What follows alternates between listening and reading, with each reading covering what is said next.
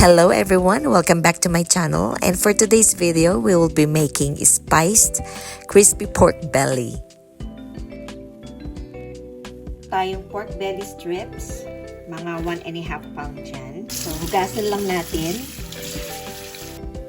Bagay akong tutuyuin ng paper towel.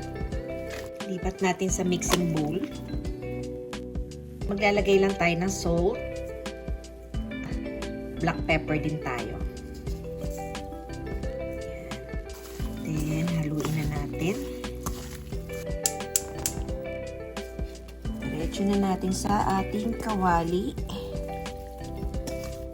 And lalagyan natin ng tubig. Papakuluan natin, no, hanggang sa lumambot yung ating pork belly. Pan lang natin.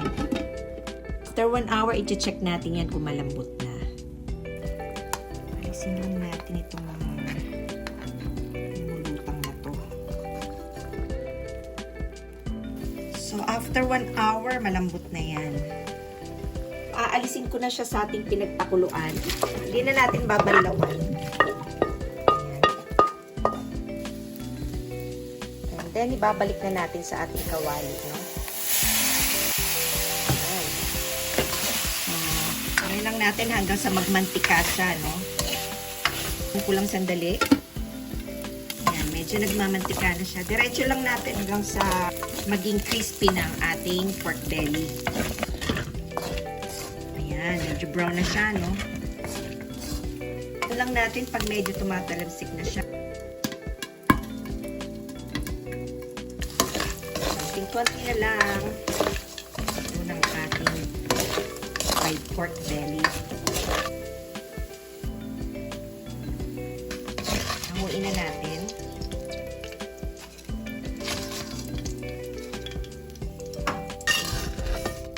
Papainit ulit tayo ng kawali. Meron ako ditong garlic oil. Ay, yung oil niya. Then maglalagay tayo ng fresh minced garlic. Maglalagay tayo ng red chili or yung ating siling labuyo. Siling pula. Ayan.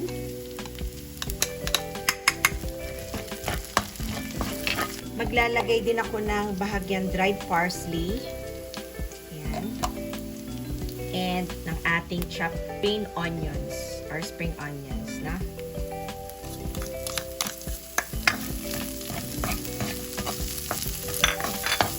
Natin ng bahagyang paminta and salt.